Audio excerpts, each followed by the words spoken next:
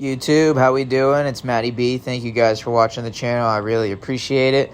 It's been a long, rough season. As you guys know, we've been struggling a lot this second half, but it definitely wasn't for lack of effort, so I really appreciate you guys following along this week. We've got some GoPro POV from a disastrous morning at Ironman. I had my race motor set up from JMS with the head and cylinder back on the bike, so I was really feeling good about my chances. As you can see here, they were testing a new restart procedure for how they would do it if they had a restart 15 minutes into the moto like they did last week at Butts Creek, which ended up being a bit of a disaster, kind of some controversy. So they were testing that out in practice. Just to see how that would work. And see, I'm out front. Normally this wouldn't happen, but this week it took me 11 rounds, but I finally got demoted to the B practice. I had a bad qualifying time at Butts Creek, so I ended up getting put in the B practice. I tried to see if there was maybe any no-shows in the A to get myself back in there, but they said everyone showed up, so B it was. And honestly, I was kind of cool with it because I figured I should be one of the fastest guys in there, and I probably wouldn't be getting my goggle straps blown off by Jet or Sexton or somebody while I'm trying to do a fast lap of my own. So I was kind of down with it, and I was able to get out front pretty early and get some clear track. And the last time I was in B practice at High Point, my first two-stroke national I did last year, I did the same thing, got out front in B and put in a really good time. It was one of my best qualifyings of the year, so I was pretty excited for it. I felt good about it. Just trying to break away, get the clear track, and getting a look at it as well. We got the first lap caution as usual, so we're not able to jump or anything like that. So Ironman's a super gnarly track. We got a lot of big jumps, big hills, and all kinds of sick stuff out there. So if you guys have followed along with these videos, or if you know how qualifying works, you know you basically just get one lap to check out the track, and then you got to go full send. And on this track, that was going to be super gnarly just because of all the obstacles and stuff. And then on top of that, oftentimes, you know, you get the green flag on the finish line, and then there might be a section or two that you haven't even seen yet before you got to go full send. And on this morning, there was only one section after the finish line that I didn't see before I had to go send it. And here coming up, you will see the disadvantage of having to send it when you don't know what's coming. This one definitely didn't feel very good.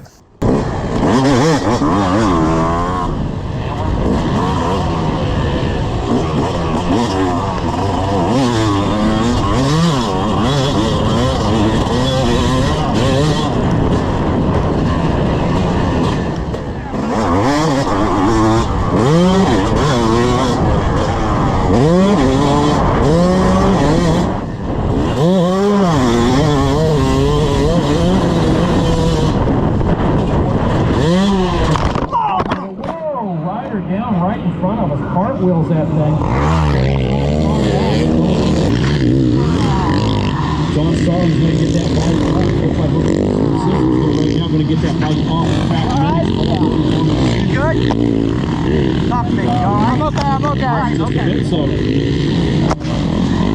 it's going to get him attended to quickly right here. Oh no, looks like it might be that broken in. All right. Okay, there's no one. I got it. Back up to his feet right now. Good to go? Yeah, that's I know. Looks like they may throw a leg back over here in just a second. Yeah, man. As we continue to watch it now, they said that's okay. This will protect us. Thank you. Gotcha. Thank you. Thank you, guys. What's next? Mike, one of the greatest guys. Work with him from the ground. Great guy. Process on the team. That's it. And hey, somebody to pick the guitar for you. You're looking at as far as lap times. Looks like some of those boys checking in right now. There he is, 85. 159, 326. Jared Lesher at 201.58. And those are respectable times right away, man. Coming out of In all my years of qualifying practice, never yet have I started it that badly. I mean, I get the green flag, and then about 5 or 6 seconds later, I'm wondering who and where the hell I am. So that was definitely a bummer. I was trying to take advantage of the clear track I had, and I guess I was just a little bit overzealous, a little overexcited on this morning, and yeah, it bit me hard. I was trying to get in between two deep, gnarly ruts that I was watching all the A guys struggle with, and to get to in between those ruts, I guess I had to hit a big ass bump that I didn't see, and yeah, that was about all she wrote. And as I was saying, I hadn't gotten to see that section yet as I was sending it in there. So yeah, that'll bite you from time to time. You'll have that on these bigger jobs, but yeah, it took a pretty big hit and a bit of a hit to the noggin as well. So I got up a bit slow, and I mean, I kind of thought I was good. I knew it was a gnarly crash, but I kind of thought I got out of it lucky. I was really sore and hurting, but I kind of thought I was good, so I was just trying to gather myself up on this lap and was in shock. I thought the season was over right then and there. That second, as I was hitting the ground, I was just thinking, well, that's the season right there. And yeah, at this point, I'm just thankful that I'm able to get up and ride around, and was going to try to put in a lap and try to get the program back to normal. Honestly, it all happened so fast. I feel like it probably hadn't even quite hit me yet what I even had just done to myself.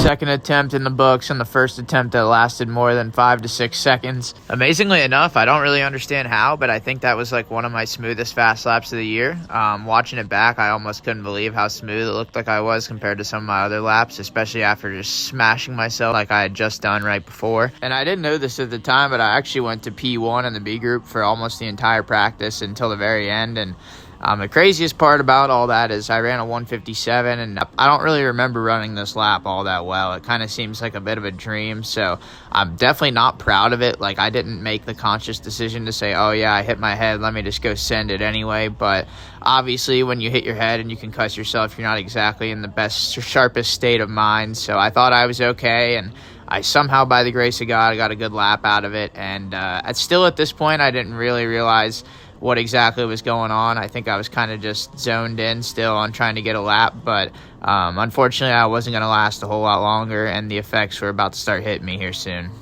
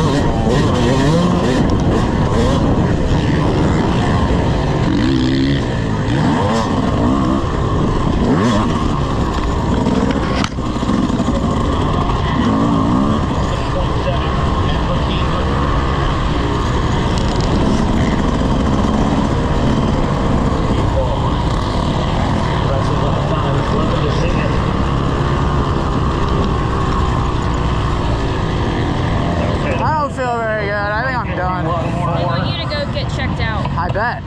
Make it 1-176, Devin. I'm done. Okay. Yeah, just my head, kinda. I'm not gonna ride. All right, we need you to go to medical though. Okay. Do you have a mechanic? Yeah, I just don't know where he is right now.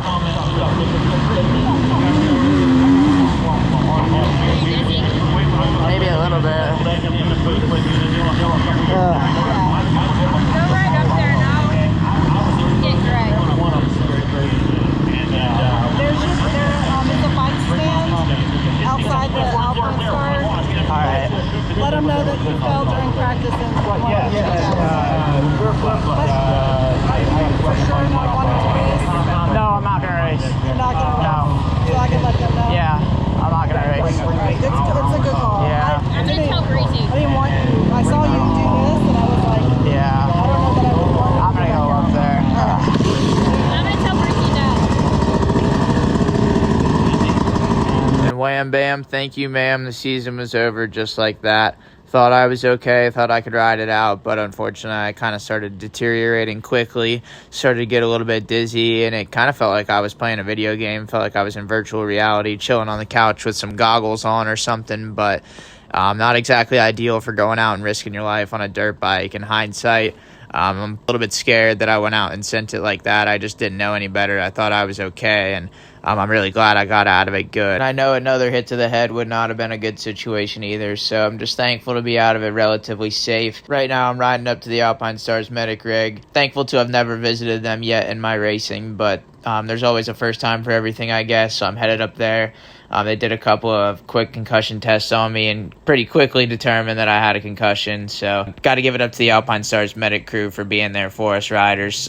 Those guys like us who were too shot to ride down a straightaway without doing a front flip. So big thank you to them for taking care of me. Had to stay in there for about an hour and a half under observation. So that wasn't the most fun situation, but you can't really play around with a head injury. So yeah, just like that, season's over. Super bummed to end it like that, but luckily to get out with only a concussion and a big hematoma on the back of my leg and some beat up ribs. So it definitely could have been a lot worse the way I crunched myself. And yeah, now we just got to do some rest and recuperation, and I'm not really sure what's next. It was definitely a rough second half of the season, and I'm super worn out and beat up, but whatever it is, I'll be bringing you guys along for the ride. So thank you guys very much for watching. I really appreciate y'all following along this season, even when things haven't gone good. So yeah, it means a lot to me, and I'm going to have a lot more to come. Not sure exactly what it's going to entail, but regardless, I'm going to do the best I can to bring you guys as much entertainment as I can. And yeah, just can't thank everybody enough for supporting me and watching my stuff. It means a lot to me, and just very thankful for every one of you guys. So there are going to be more to come. Stay tuned, and I'll catch you guys next time. No choice.